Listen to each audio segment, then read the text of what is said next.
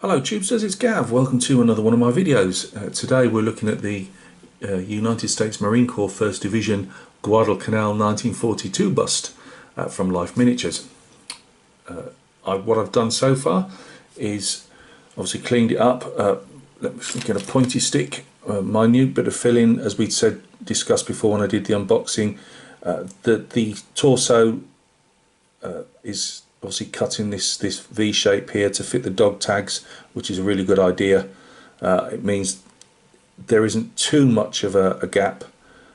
I've put some filler in there, and at the back I'm not going to bother moving it around now. This is just a quick intro to say we're on our way with the painting, hopefully start tomorrow.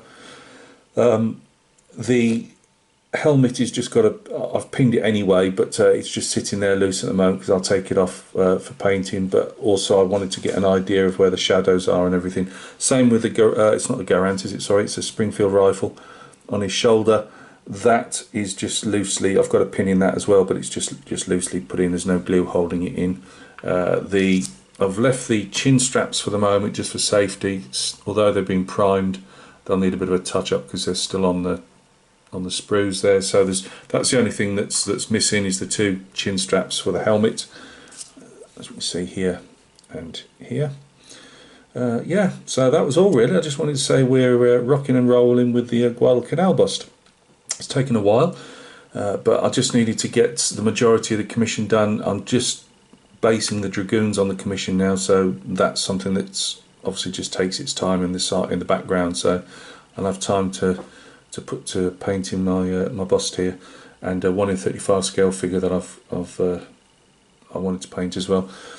So all that's on here, it's all lacquers. If you haven't got lacquers, not a problem in the sense of using an airbrush, and it was airbrushed on.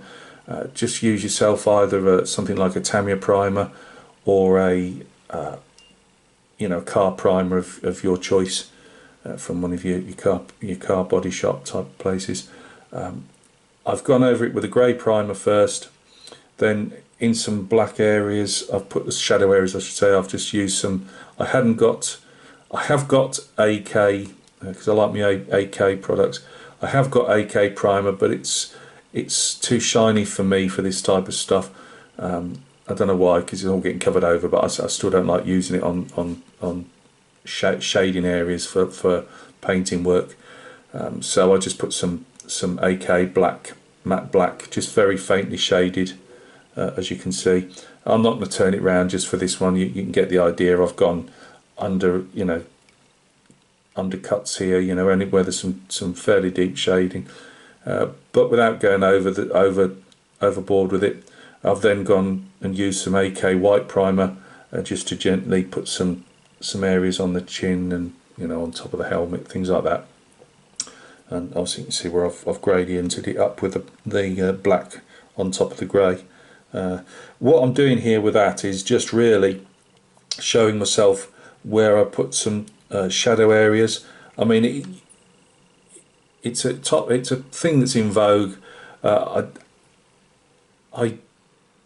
can get away without using it because I will just as easy. Part of what I'm going to do anyway is go over and put shadow areas. I always put a mid-tone, a shadow area, and a highlight, just as a guiding point, and then I will build up my paint in all those areas. So if we're looking at, where should we say, we've got something here on his lapel there.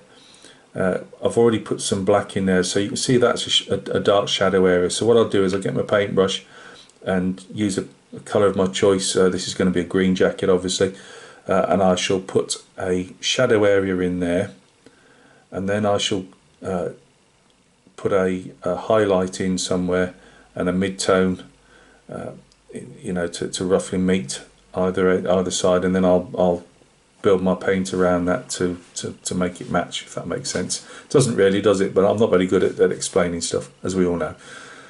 So yeah, I did half think of trying to paint this under the camera. I may decide to have a go at that. I'm not sure. I don't want to wreck it just for the sake of making a video, if that makes sense.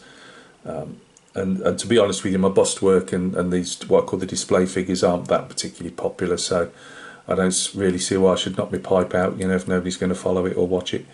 But yeah, we're on our way.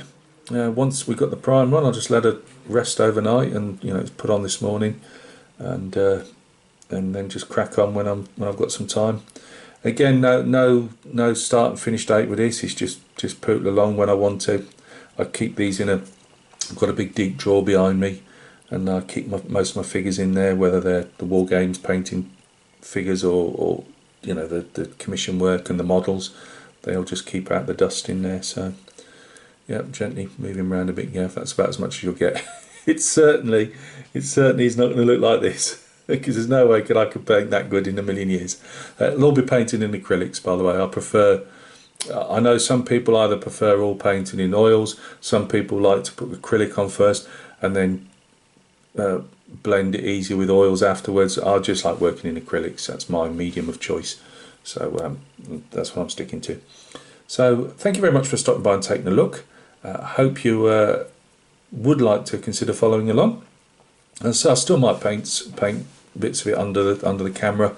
I don't know yet. It's I always find I've got a big tripod with a obviously it goes up and out slightly, but it's always awkward. I don't know. We'll see. We'll cross that bridge when we come to it. So thanks a lot, guys. What else have we got coming up? We've got the unboxing of the 1 in 35 scale model that I got in last week. That's coming at some stage. We've got some commission work to show off, and who knows, naps, and then obviously the Panther Dio. I'm actually going to start trying to make some trees for that tonight. So we've got some 1 in 72 Panther Dio or vignette, or whatever you want to call it. So look after yourselves. But this is something I'm really looking forward to. As I say, it's a cracking bust. I've wanted this one for a while, and I'm glad I bought it. The only bit of filling that needed, I'd need to turn it round, and that could have just been my positioning to get it. I want there's a trade-off really. If you're putting like this V shape together, so that obviously the head and torso are together. If you go into the unboxing, you'll see what I mean. It was where did I want the least gap, to fill type of thing, and I thought, well, people are looking straight at it. I'm about to stuff the very thin bit of filling that needed, which doesn't seem to have done too bad actually, around the dog tags. So there's just a bit where it goes around the neck. There was a very slightly larger bit of filling, but it wasn't.